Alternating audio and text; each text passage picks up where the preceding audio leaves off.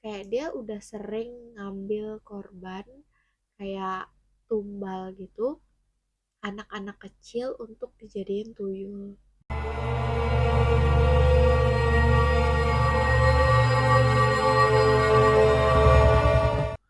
Teman-teman Kismis, ketemu lagi dengan saya Putski di kisah mistik. Kali ini Kismis tetap ditemani oleh narasumber kita Clara di episode kali ini. Anak indigo yang suka membantu arwah-arwah yang minta pertolongan kepada dia untuk menyampaikan sebuah pesan yang mungkin tidak sempat disampaikannya saat dia masih hidup. Kali ini kita membahas tentang apa? Kita sambut dulu Clara. Hai. Gila ya, nggak menyangka kita sudah 3 episode. 3 episode. Ini episode ketiga. Kali ini kita mau bahas tentang apa nih Clara? Kisahnya Clara nih. Hmm, Kayaknya hari ini aku mau membahas tentang pertemuanku dengan si cilik Etut. Nah, Eto ini adalah adiknya Clara, Etut, ya, adiknya Clara yang tidak sempat lahir ya, ke dunia dan meninggal di dalam kandungan ya. ya, Tapi Eto di ini umur 4 bulan. di umur 4 bulan. Eto ini siapa dan bagaimana? Saksikan terus tonton ya. Clara, Tiba-tiba muncul. apa kabar Clara? Baik, Bang Puts, Kiputs. Jadi mungkin Clara bisa cerita dari awal sampai akhirnya itu seperti apa dia dan suka Etut gimana. adalah pangeran katanya. Ya, Etut itu, Etut itu siapa ya? Etut itu adik aku sih. Jadi awal-awal mulanya aku ketemu Etut tuh aku juga sebenarnya nggak nyadar. Karena Etut itu udah lama meninggal. Ada kali sekitar 5 tahunan lah dari aku setelah itu ketemu dia. Jadi awalnya eh, ibu aku hamil, terus kehamilannya itu di usia 4 bulan, dimana ibu aku waktu itu usianya udah menginjak kurang lebih 40 tahun, kurang lebih ya 40 tahun.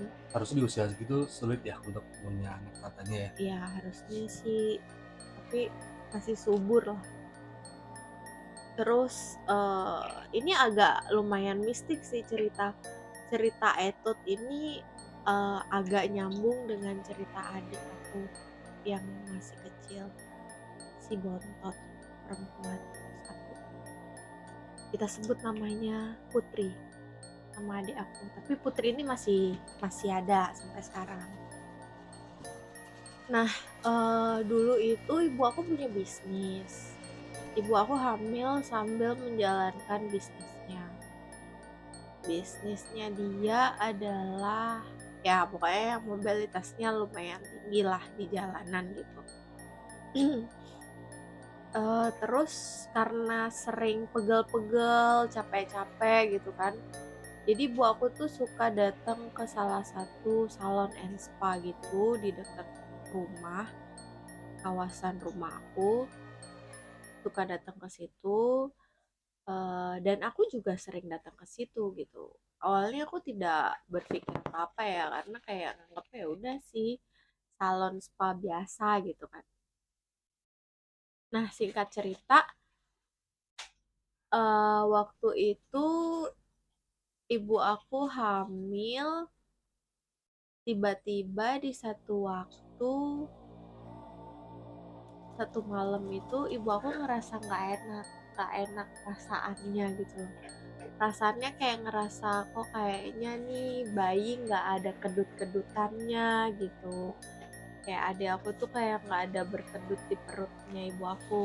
Biasanya kan bergerak ya, Ya gerak biasanya gerak atau nggak kedut gitulah ya. kan. Nah itu di hari itu tuh nggak ada berkedut sama sekali gitu. Em, Terus singkat cerita, konon katanya ibu aku tuh sempet dihubungin sama saudaranya yang kayak saudaranya dia itu yang kayak punya kelebihan gitu loh untuk, ini kayaknya feeling aku anak kamu ada yang mau ngambil gitu di dalam perut. Cuman ibu aku tuh bukan orang yang mistis gitu loh, Mmm, kayak nggak percaya kayak gitu-gitu. mana bisa ya kayak gitu kita. Iya, mana mungkin yang kayak gitu gitu. Tapi kenyataannya, ibu aku disuruh disuruh untuk inilah pokoknya untuk jaga-jaga di malam itu, cuman ibu aku nggak ngelakukan itu. Dan posisinya bapak aku tuh kerjanya di luar negeri, jadi ibu tuh bener-bener sendirian dan hanya ada anak-anak doang, nggak ada yang jagain lah istilahnya. Nah, singkat cerita, ternyata udah nggak ada kedutan sama sekali dan itu di hari dimana ibu aku harus meriksain itu sekitar berapa minggu gitu setelah udah nggak ada kedutan, ibu aku ke USG kan, ke Di bulan dokter keberapa itu? obgyn. Itu bulan keempat. Itu Bulan dokter, keempat kehamilan? ya, itu ibu aku ke dokter obgyn. Ke obgyn terus di apa namanya di USG ternyata bayinya udah meninggal di dalam perut dan tanpa ada kayak pendarahan atau apa gitu, pokoknya aneh banget gitu loh, kayak literally aneh yang nggak pernah terpikirkan oleh siapapun gitu loh, tiba-tiba pendarahan padahal ibu aku biasa-biasa aja, capek-capek banget enggak, yang bener-bener stres juga enggak. Nah pokoknya singkat cerita, eee, akhirnya ibu aku harus mengeluarkan jenazah adik aku dari perutnya. Mengeluarkan jenazah itu lumayan sulit karena kan posisinya anaknya udah meninggal dan ibu aku tuh mempertahankan supaya bentukan adik aku tuh masih ada, Utuh ya? ya masih utuh gitu. Di situ pas waktu dikasih obat perangsang apalah sebagainya aku juga nggak terlalu paham itu. Agak susah keluar tapi diajak bicara, ayo deh keluar deh kayak gitu-gitu, akhirnya dia keluar. Nah, kalau di Bali itu ketika ada yang meninggal dan apa lain sebagainya, itu harus kayak diupacarain gitu loh. Ya, diupacarain, terus kayak ditanya kenapa bisa meninggal, kayak gitu-gitu loh. Nah, pas waktu ditanya kenapa meninggalnya, ternyata ada hubungannya dengan salon and spa yang kemarin. Mmm, Yang ibu aku tuh suka pijitan ke situ. itu langganan ibumu ya? Iya, langganan ibu aku. Konon katanya orang-orang di sana tuh sudah tahu kalau salon and spa itu hanya kedoknya doang.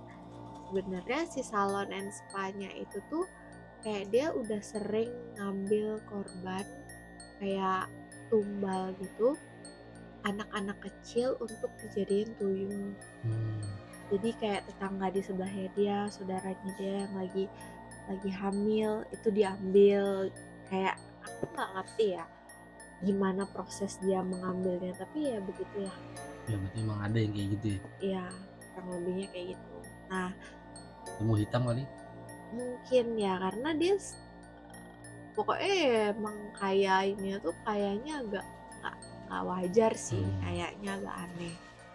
Nah, terus singkat cerita udahlah kita tuh masih kayak ya udahlah biarin, ya udahlah emang jalannya kayak gitu, kita hanya bisa mendoakan gitu kan. Kita doakan supaya kembali lagi seperti apa namanya ke yang maha kuasa gitu kan. Nah, itu udah berapa tahun berjalan, sekitar 5 tahun kurang lebih. Aku pulang kerja eh di satu waktu itu aku duduk, tiba-tiba aku pengen aja ke Pizza Hut ya waktu itu. Pizza Hut dan emang rumahku itu tuh ngelewatin salon spa itu gitu loh. Setiap hari tuh emang ngelewatin salon spa itu. Nah, pas waktu aku sebelum pulang kerja, itu tuh aku kayak pengen duduk aja gitu di pizza deket-deket rumah gitu kan. Duduk, terus ada yang nyamperin, cuman dia nggak mau memperlihatkan wajahnya. Dia cuma bilang, kakak ya gitu. Kakak ya gitu, pokoknya dia tuh nyapanya kayak kamu kakak, pokoknya kakak kakak ya gitu, dia manggilnya kakak, tapi aku nggak ngeh kenapa dia manggil aku kakak, mungkin karena aku lebih gede dari dia gitu. Terus aku cuman kayak jawab aja biasa, iya siapa gitu. Terus dia bilang ini ade ade ade gitu doang. Terus kamu Adik belum sadar siapa? ya? Aku belum sadar karena Belum tahu ya? aku ngerasa ya aku emang punya adik yang udah gak ada, tapi kan udah lama ya, udah lama banget Udah itu, berapa tahun tuh kamu? udah berapa tahun. Terus kayak dia tuh bilang ini, "Adek mau ketemu ibu." Ketemu ibu? Ibu siapa? Gitu kan. Ibu Kakak gitu. Nah, aku di situ kayak ngerasa, ada sesuatu yang aneh nih. Terus ya udah aku pulang aja kan, pulang seret sampai rumah, eee, "Ibu yang mana? Ibu yang ini?" Gitu. "Iya, ibu ini." Gitu. "Emang adek siapa?" Gitu. "Adek adik Kakak." Gitu. "Hah? Adek aku?" Aku kayak masih udah Kamu nggak tahu, nggak ngeh. ibu nggak pernah cerita? Ibu cerita, kan aku sendiri yang iniin, Oh iya. apa, waktu adik meninggal di Hmm. rumah sakit. Nah itu, terus aku langsung ngomong ke ibu aku, "Bu, ini kok ada anak kecil datengin aku cowok. Ini dia bilang mau ketemu ibu. Emang siapa?" Gitu. Oh, baru dah ibu aku bilang ini, "Oh, jangan-jangan itu adik kamu yang paling kecil, adik Ketut namanya." Hah? Adik Tut, adik Ketut. Oh, adik yang waktu ini meninggal dulu. Nah, akhirnya itu Ketutu dalam bahasa Bali bisa anak empat ya. ya anak keempat. Adik Tut gitu. Oh, oh adik Tut tuh ya, ya, ya. Pokoknya terus kayak di situ ibuku tiba-tiba yang menangis haru kayak Hmm. kayak gimana sih ketemu sama anak yang udah nggak ada. Mungkin masih ada rasa penasaran kenapa bisa terjadi kali ya dari Iya, ibumu juga ya. iya kayak gitu-gitu. Terus di situ adik Tut itu menceritakan kayak gini, eee, "Ibu tolongin adik, adik itu diikat di sana dijadiin, tuyul di rumah si salon and spa itu." Jadi si yang salon and spa itu tuh dia punya beberapa usaha gitu loh, tapi usahanya kayak agak agak aneh sih menurut aku. Pokoknya gitulah, entah usaha dia apa juga aku nggak mau ikut campur. Terus dia tuh bilang gini, minta tolong, bebasin adik dari situ, adik nggak mau lagi jadi tuyul-tuyul gitu. Dia setiap kali menceritakan bahwa dirinya itu tuyul tuh dia selalu nangis. Kayak dia selalu Emang, kayak emang bentukannya tuyul lah. setelah dia memperlihatkan Oh. wajahnya, dia baru kayak iya dia tuyul. Dia tuh pakai kalung, Hmm. kalung yang kayak kalung hitam gitu Hmm. dan emang botak. Terus dia pakai celana kolor yang putih. Pokoknya Oh bener bener-bener kayak di film-film ya. bener-bener literally kayak kayak gitulah ya kurang lebihnya ya. Terus dia tuh bilang kayak gini, "Ade udah nggak mau lagi di sana." Dia bilang.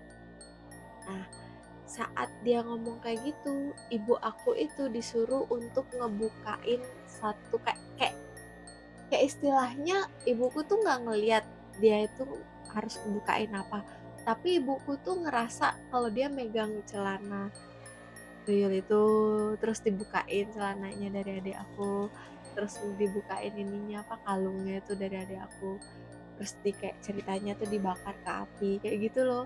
Jadi dia tuh kayak kayak susah dijelaskan sih dengan kata-kata, tapi saat itu terjadinya seperti itu gitu. Terpenjara ya. Ya kayak dia ngerasa terpenjara. Nah, di situ tuh aku bilang, "Adik emang sendiri di situ?" Aku bilang. Dia ngomongnya, "Enggak, Adik ada beberapa orang." Ada Banyak beberapa, tuyulnya. banyak banyak banyak. Ternyata banyak banget gitu.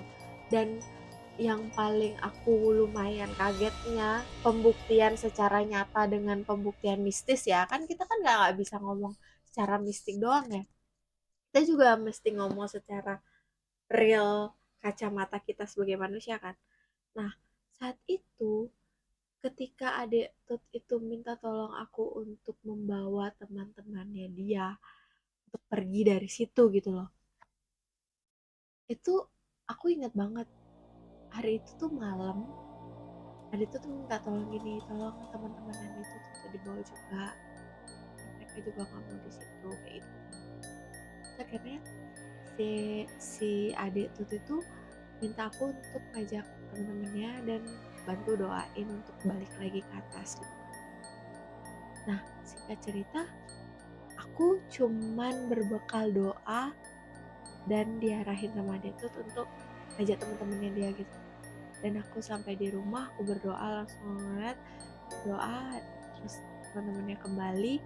Dan selang beberapa bulan, kamu tahu apa yang terjadi bang? Itu usahanya dia tiba-tiba bangkrut.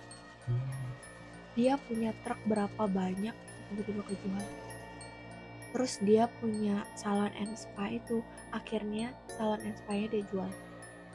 Jadi bener-bener literally rumah itu yang awalnya kelihatannya kayak gemerlap gitu, tiba-tiba jadi kelihatannya rumahnya tuh kayak kusut, kayak rumahnya kayak Masih ada ini ya, apa ya, tanggung jawab harus dia ini juga tuh, pegang.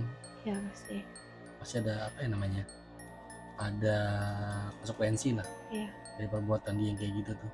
pasti. Nah, singkat cerita, sampai mobil-mobil yang dulunya kan dia baru beli mobilnya banyak gitu, terus beli motor yang mahal-mahal, kayak gitulah, dia bergelimangan harta saat itu. Dan ketika aku mengajak si Rara Tuyul itu yang dia ambil jiwanya saat masih bayi, terus aku bantu doakan kembali, seketika itu beberapa bulan kemudian semuanya lenyap, literally lenyap, kayak satu persatu mobil awalnya ya yang ketara banget kan, awalnya dia punya mobil baru, mobilnya hilang, mobil yang lama Avanza buntut sisanya. Terus abis itu yang awalnya dia punya motor yang mahal, yang motor baru zaman dulu Air Max dan sebagainya, itu sisanya cuman sisa motor Scoopy kayak gitu-gitu loh. Terus yang awalnya berderetan di rumahnya dia tuh ada truk banyak, itu tiba-tiba habis semuanya. Di gudangnya dia habis.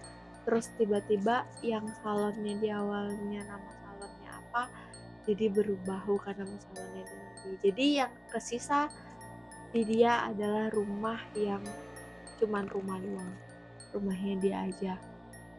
Dan kedenger-denger katanya bokapnya yang ngejalanin itu juga jadi kelihatan kesangkut kesangkut apa ya namanya, korupsi. Jadi dia kan ada korupsi gitu loh di satu lembaga lah tempat dia kerja, itu jadi ketahuan, jadi kelihatan.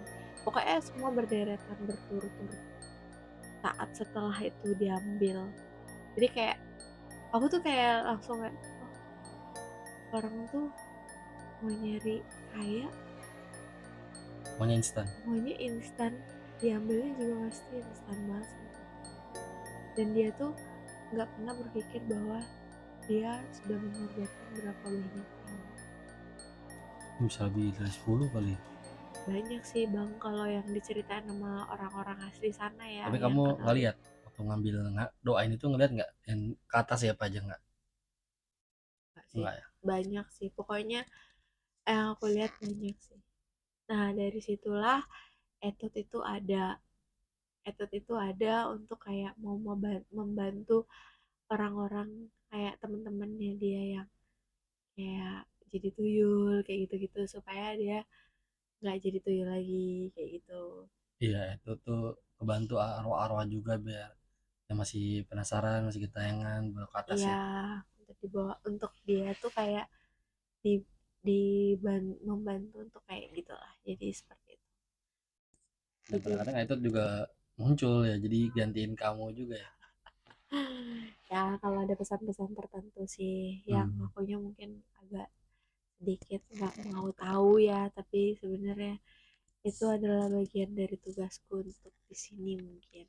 Jadi Hmm. dia kayak menyadarkan, woi ini loh tugasmu, kamu bangun kerjakan tugasmu gitu. Dia benar-benar kayak bocah, kayak anak kecil ya itu ada. Ya dia emang kayak anak kecil sih. Dan ya dia bukan bukan penasaran, dia Hmm. bukan untuk penasaran ya, karena dia tuh sebenarnya udah balik Udah gitu. balik ya. Dia sebenarnya udah balik, tapi karena dia melihat Oh, karmanya mungkin baik etotnya gitu ya ya. mungkin kan dia melihat orang-orang di dunia ini yang masih butuh bantuan tuh kayak aku mau bantuin, Hmm. terutama yang kayak yang jadi tuyul. Karena Hmm. ketika dia menceritakan dia jadi tuyul itu dia nangis, Iya dia sedih. dia sedih kayak aku nggak mau dibilang pernah jadi tuyul kayak gitu, kayak gitu sih. Jadi ya lucu sih karena dia anak baik gitu.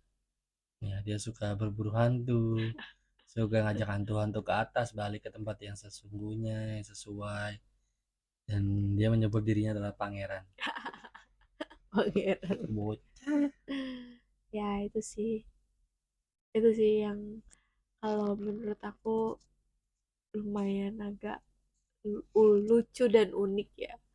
Jadi kadang si Etot ini suka tiba-tiba nggak masuk sih, dia tuh bukan masuk ke dalam raganya Clara, tapi kayak nyentuh aja raganya Clara atau mulutnya aja gitu. Jadi mulutnya mulut jadi mulut bocah gitu ya. Iya.